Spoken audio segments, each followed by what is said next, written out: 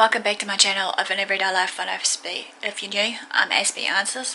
I'm all about creating mental health and awareness and sharing my life stories with autism and mental health, along with advocating and educating you all based on these two types of conditions and more, as well as taking you on a journey when I'm able for fun and games. So if you're into any of these and more, feel free to smash that subscribe button on the bottom right corner and turn on the notification bell so don't miss any future videos. So as you are aware, basically, if you're following me right now, I'm talking about the ableism series, which I want to really clearly address, because as I said earlier in the piece, that ableism is not usually shared in the media of what it's all about. So I'm here to hopefully address all that for you guys. But before we dive into the complex and hidden concept of ableism, we all need to first understand to know the basics based on ableism in itself, which I clearly shared in my first videos, part of the series, What is Ableism, which you can find in the icon above me right now if you want to click it, as well as in the description box below, so that you can understand more into what's going on. But in brief, just to bear in mind, just before we get into what I want to share today, is basically ableism. Based on this is obviously Wikipedia defines it as discrimination and social prejudice against people with disabilities. What does that really mean though? For many of us it can mean differently. Before we get into that though, I want to actually say that we must first understand that there are three types of ableism, main types. Each we're getting a different type of affected ability and is each are discriminated differently. So the very first one is the physical ableism, the first and most likely best known form of ableism that is around right now and is induced by physical inability. For example, an individual is missing an arm, will have to put into work more basically into achieving a task such as cooking food for someone else, and then someone obviously that is fully able would have to put the less effort in. So therefore basically maybe thinking, how is this discrimination first and foremost, Aspie? I wouldn't want a one-handed doctor operating on me. It's important to be aware that physical discrimination obviously can be seen much less obvious. Also, for example, a study published in the Journal of Applied Psychology, volume 89, number 3, found that each inch above average height for males may be worth $789 more per year than when it comes to the pay package. Still don't think there is more to physical discrimination than just the disability in itself? Wrong. Let's take a look into another study, however. This is one from the Honors College, Pace University. The study found out that a higher beauty rating can be equated with greater yearly income. In fact, they found on average a person considered average made $13,349 less than a person considered attractive. This then therefore it may be easy to see why missing an arm goes beyond the disability. The body is a highly politicized entity where power is assigned and neglected, or negotiated, shall we say.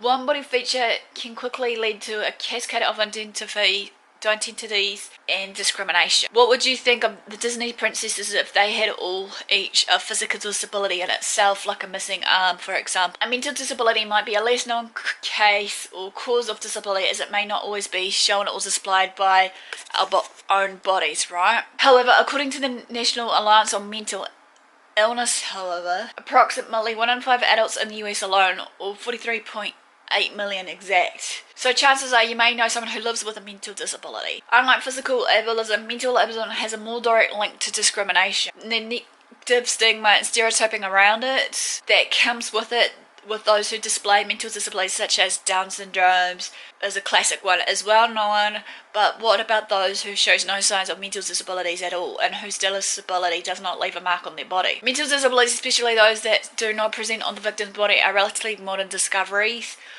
are still being investigated by science. We know very little about disorders such as autism, dyslexia and ADD, ADHD, so linking them to specific cases of discrimination can be challenging. But it has been known at the moment, from what I've understood, basically be it the mental health sector, and that is that, yes, I've heard on the grapevine that many people that are autistic has been discriminated against and stuff based on their, mental capacity and whatnot. And like I said before, that labelling especially can do a lot of damage than good. Which, again, I'll link in the icon above me and below me about the video about labelling. especially for my poem I wrote. Mental disabilities, especially those that do not present on the victim's body, are a relative modern discovery and still being science, as I said, basically. But the thing is, you got to remember, this means around the world, say, not physically display a mental disorder, even more so have one. But if your lack of focus is not because you are unmotivated or undisciplined, but rather because specific wiring and chemical pathways in your brain are malfunctioning. A good classic example is someone with ADHD. To quickly summarize, the disorder occurs when brain's wired pathway does not get stimulated enough. As a result, you're not rewarded for focus and thus then have a hard time paying attention to what's around you or just ahead of you. ADHD does present itself on the body, in this case of most adults, however, and you most likely pass many people with the disorder every day without knowing it. So how can someone with a disorder like ADHD face discrimination, you may be asking me, if no one knows of the disorder? This is when we must address the concept of institutional discrimination and non-institutional discrimination. This concept is complex, but it can be summarized as a built-in social system, either intentional or not, which produces and maintains injustice.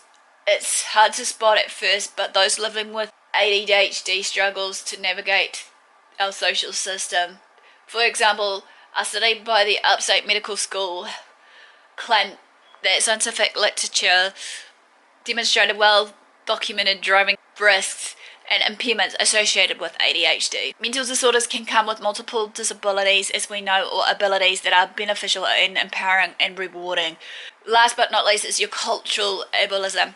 This type of ableism is the hardest to identify, but it is also one of the most influential one worldwide or on a global scale of things. Before we even define cultural ableism, let's acknowledge a few points first. Firstly, we know that there exist multiple diverse cultures, not just between countries, but also cities, communities, neighborhoods, and families. Furthermore, we can also acknowledge that there are certain ways to act in certain situations. For example, the best time for stand-up comedy, say, not be during a very serious business meeting or a funeral. With these two type points in mind, we can define cultural ableism as discrimination that occurs due to a cultural disability. Let us try to make more sense of this concept with a hypothetical example about Mr. Johnny Smith. Johnny is a white lower class male.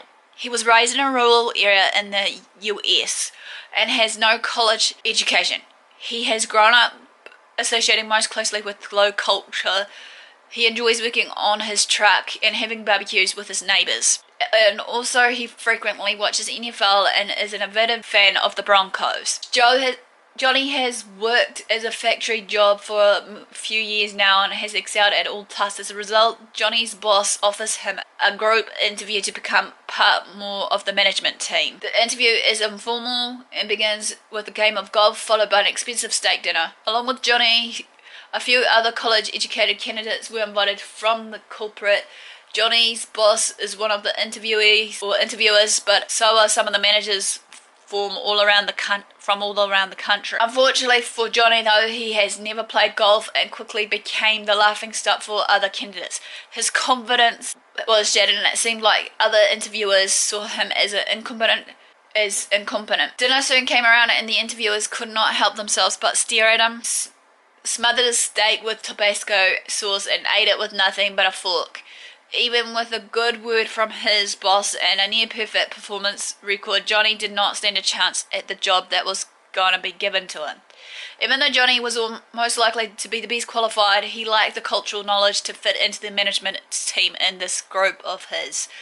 Johnny did not have the access to the in-group's high culture and thus was disabled during the interview process as he lacked the needed cultural capital. As you can imagine, this hypothetical story gets worse as the cultural divides increases. If we replace Johnny with an immigrant from, say, South Africa, many more factors than just high and low culture will take play, and the story might have ended before dinner. Before more of social situations and acting appropriately in them, though, however, is something we do every day, but we have all that moment when a situation becomes awkward. This happens to most people, but it's much different and debilitating degree. Cultural ableism is different from mental ableism as it doesn't come with a known underlying biological condition. However, mental and cultural ableism can be highly interconnected. The reasons hidden behind cultural ableism are diverse and can stem from concepts such as cultural imperialism, whiteness and social constructs, and much more.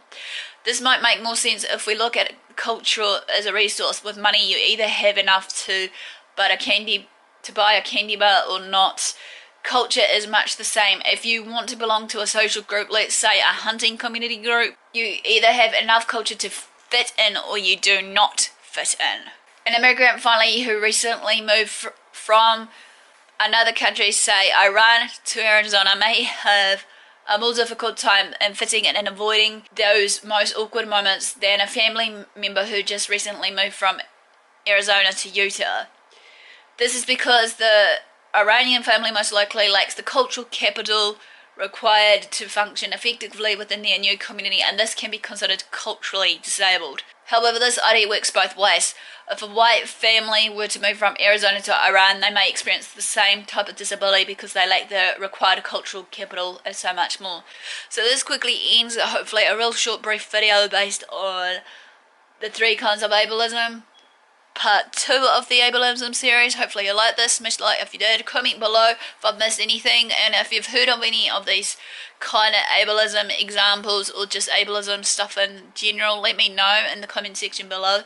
And all further ado, guys, thanks for the support, thanks for watching, do what I love what you do. Don't forget to follow me on my social medias when it comes up, and also smash that subscribe button. And all further ado, guys, thanks for the support, thanks for watching, and I'll see you all again soon. Ciao for now.